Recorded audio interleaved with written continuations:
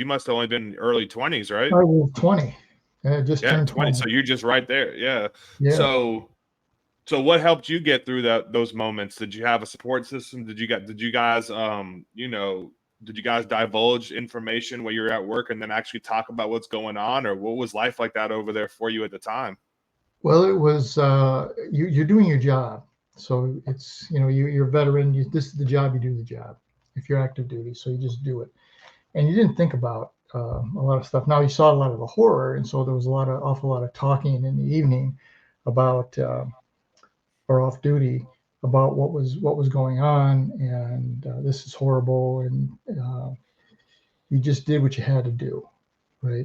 Now the support was we talk with each other, and if you're in the hospital, your goal is to try and aid and comfort, and so you have to change your mindset, right? And your mindset was moving in that direction. Let's talk about aid and comfort. Let's talk about other things that could potentially happen for you. Let's talk about what the journey is going to be like when you go back home. We're going to send you to Travis Air Force Base, to the rehab center, and all these kinds of things. And this is kind of what's going to happen, and try to help everyone understand this is the reality of your life at this point in time. All right. And in my point in time, it was I thought I wanted to go stay in the medical kinesiology field when I got out, because that's where I was going to go to Cornell, was to do kinesiology. Right. And then when I was there, I decided, no, I don't want to do that, because you get desensitized, and that was the worst thing. And then when I was back in state, it was an EMT based medic, so I was emergency room medic. And that's why they would send us overseas, because we knew what to do in case of an emergency. We knew what the crash cart to have ready. We knew what things had to be ready. We knew how to the paddles for the heart. We knew how to do all that.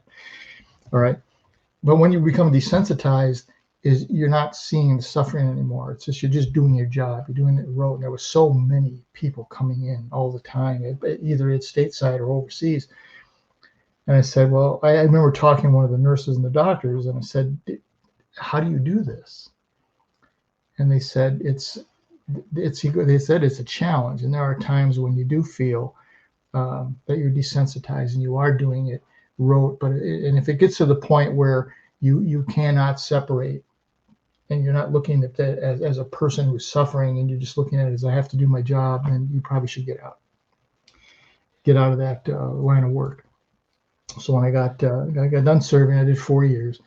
And then it was, let's go back to college. And I happened to be back at Beale Air Force Base.